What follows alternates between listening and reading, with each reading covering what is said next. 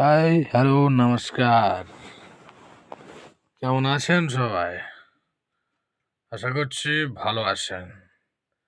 এই যে আমার খুপড়ি বলা চলে এক প্রকার। এই ছোট্ট ঘর, এখানে আমি থাকি।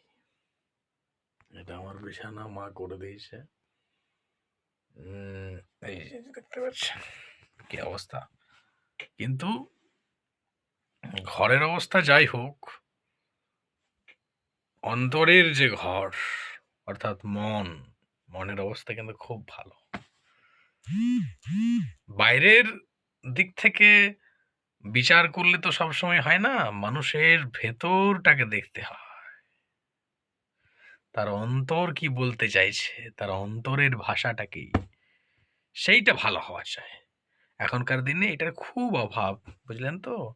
সুতরাং চেষ্টা করুন যেন আমাদের এই ভেতরের ঘরটা ভালো হয়।